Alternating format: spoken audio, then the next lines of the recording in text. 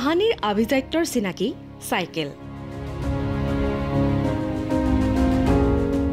চাইকেলখনত উঠি কান্ধত চিঠিৰ টোপোলা লৈ ডাকুৱাৰ আহে প্ৰিয়জনৰ খবৰ লৈ।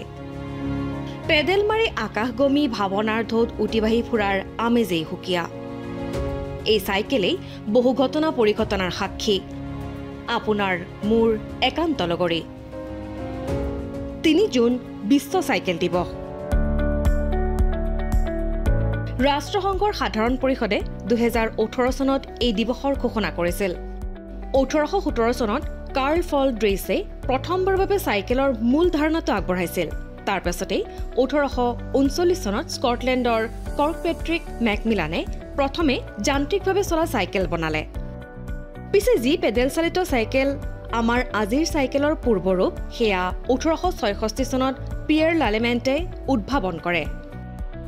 আধুনিক চাইকেলৰ প্ৰাৰম্ভিক ৰূপ পোৱা যায় ১৮৮৮ চনৰ পিয়েৰ মিছো আৰু লালেমেণ্টৰ অৱদানৰ ফলত। পৰিৱৰ্তনৰ ধামখুমীয়াক চাইকেলৰ জনপ্ৰিয়তা হ্ৰাস পোৱা নাই। চাইকেল চলোৱা মাথো এটা অভ্যাস নহয়, ই এক স্বাস্থ্যৱান জীৱনৰ পথ।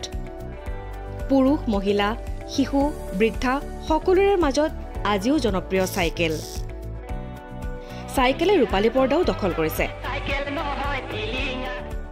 এইজন দণ্ডিৰাম বৰা, বয়স ৭৩ বছৰ। প্ৰতিদিনে ১৫ কিলোমিটাৰ চাইকেল চলাই গোলাঘাট নগৰলৈ গৈ আকৌ ঘূৰি আহে। আচলতে মই চাইকেল চলাই ভাল পাওঁ। মই সৰুকালৰ পৰা চাইকেল চলাওঁ, এই পঢ়া কালৰ দিনৰ পৰাই চাইকেল চলাই ভাল পাওঁ।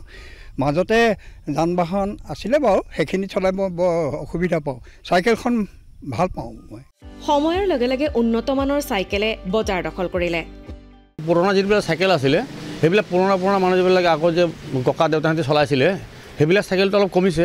কিন্তু নতুন নতুন উঠি অহা ল'ৰা ছোৱালীবিলাকে যিটো চাইকেল চলাইছে, আজিকালি ধৰক গিয়াৰ চাইকেল ওলাইছে, নতুন নতুন ফেশ্বনৰ চাইকেল ওলাইছে, সেইবিলাকত অলপ মডেলিং চাইকেল ভাল পায়। সৰু বৰ কামত চাইকেল আজিও মানুহৰ লগৰী। চাইকেল চলাইয়ে যাওঁ, মানে কাম কৰিব যাওঁ। মই সৰুৰ পৰাই চলাওঁ, ভাল হয় স্বাস্থ্যৰ প্ৰতি। চাইকেলো সুস্বাস্থ্য বৰ্তাই ৰখাৰ অন্যতম আহিলাৰূপে ব্যৱহাৰ কৰিব পাৰি। তাৰে উদ্দেশ্যে বিশ্ব চাইকেল দিৱস পালন কৰা হয়।